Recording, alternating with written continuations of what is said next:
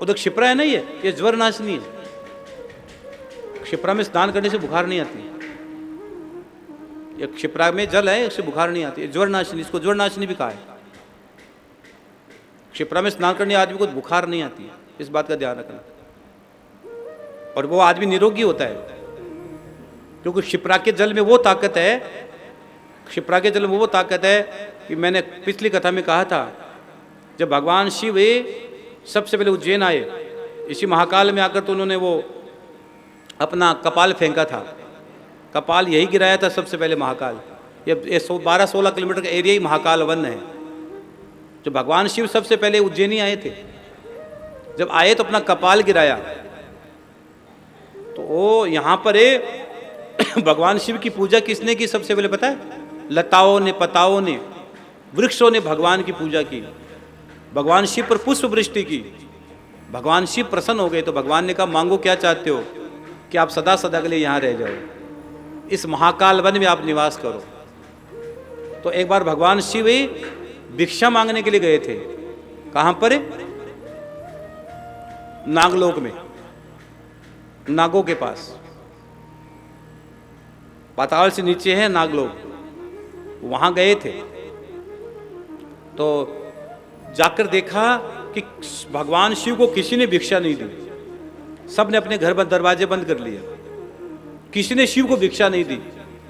भगवान शिव ने सोचा यार बड़ी विचित्र बात हुई, किसी ने भिक्षा नहीं दी, ये तो घमंडी है ये तो भगवान शिव आते आते तीसरे नेत्र से, नागलोक में 21 अमृत के कुंड थे और सभी 21 के 21 अमृत कुंड को भगवान शिव ने तीसरे नेत्र से पी लिया और सबके खाली कर दिया और भगवान शिव आ गए।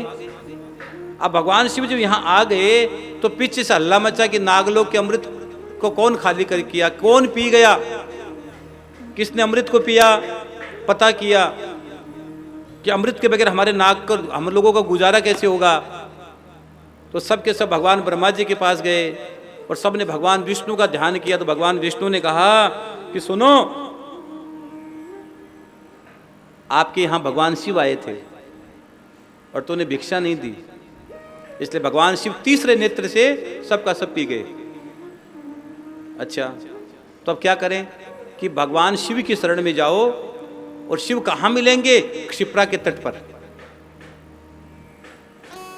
क्षिप्रा के तट पर शिव मिलेंगे और वहां जाकर भजन करो। तो भैया नाग, नाग पत्नियां, नागों के बच्चे सब के सब क्षिप्रा के तट पर आए और भगवान शिव का पूजन किया। भगवान शिव प्रसन्न हो गए और प्रसन्न होकर भगवान शिव ने कहा, एक काम करो, वो अमृत मैंने ही पिया था। क्यों पिया था? कि तुम लोगों ने मुझे भिक्षा नहीं दी। न जाने किस वेश में नारायण मिल जाए।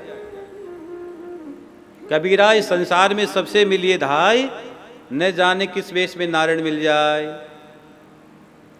और कि अब अमृत के कुंड कैसे भरे? एक काम करो, ये जल है ना, क्षिप्रा का जल, क्षिप्रा का जल ले जाकर 21 कुंडों में थोड़ा थोड़ा डाल देना, अमृत कुंड वापस भर जाएंगे।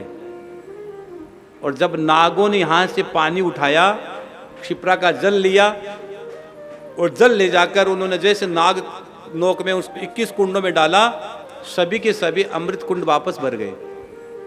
तो इसीलिए अगर आपके घर में कोई बीमारी चलती है, कोई पीड़ा चल रही है, तो क्षिप्रा के जल में स्नान किया करो।